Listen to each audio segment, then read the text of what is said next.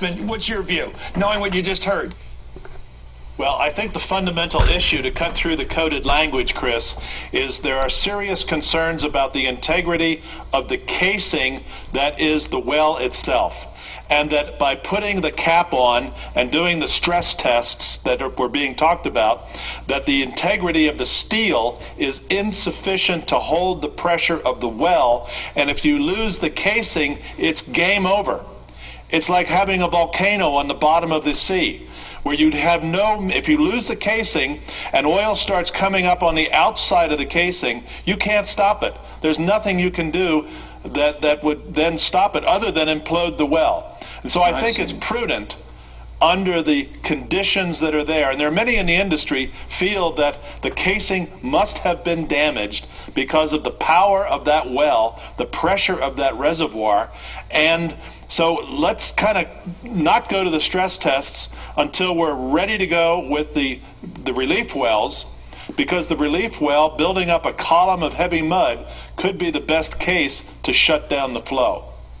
Now, as I understand it, John, correct me where I'm wrong here, the goal was to gradually close this cap so that you're like tightening the funnel so it gets stronger and stronger pressure in the middle, and decide at some point whether that strong pressure coming there is an indication that the well is sound, that there is integrity in the well. I thought that was the plan. What's the risk of gradually letting that pressure come into a narrower and more narrow funnel coming out of there to test its strength and then see whether you can go all the way? And what will they know in a couple of days they don't know now?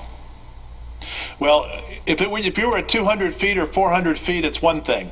You're at 5,000 feet.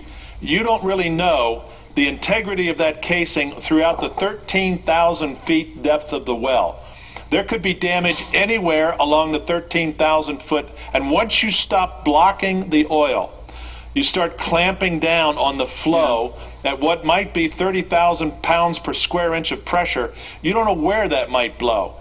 And I think you'd better be in position to have those relief wells ready to go, or actually up and operating, before you try to control the flow from the start. I think that's the debate that has to take place.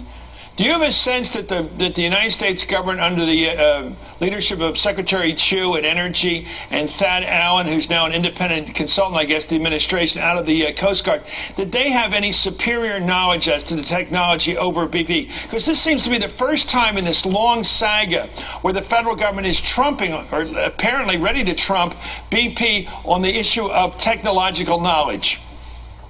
I think the federal government has reached out to its own experts, Chris. I think that Secretary Chu is a brilliant Nobel laureate, but he's never drilled a well. He can hear what others have to say, but he has no first-hand experience. So it's my understanding that they have brought in some of their own expertise that's really talking just to the government, not to BP. Okay. And it is through those sources that they're getting an additional point of view that raises serious questions. There are people out there that have worked with high-pressure reservoirs, have had blowouts, have had to deal with the issues. And those people are independent of BP. So while BP has great technical capability, don't you really want, if you're the government, to have a third-party point of view? And I think that's what's surfacing now. Do you have any opinion on this story that's breaking? A number of New York-based senators and New Jersey senators are acting now they want an investigation by the Senate Foreign Relations Committee as to whether BP, the company involved in this catastrophe, had a hand in lobbying the British government to release that man involved with the Lockerbie horror. Do you know anything about that?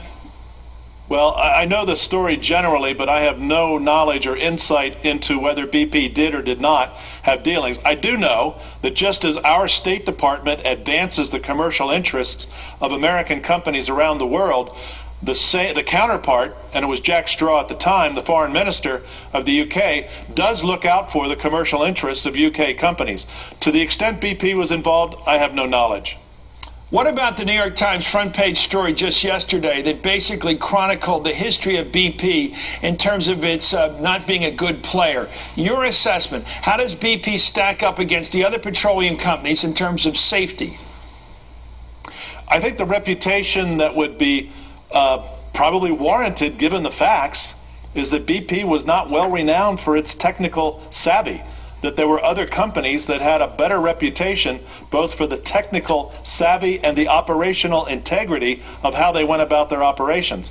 That's not to say BP is a laggard or a slacker, but it's just to say that within the industry there were people that were sort of ranked in order, and you'd always pretty much rank Exxon at the top, then Shell, then Chevron, Conoco, and so forth. BP would be somewhere down the list. Well, thank you very much, John Hofmeister. As always, it's great to have you here.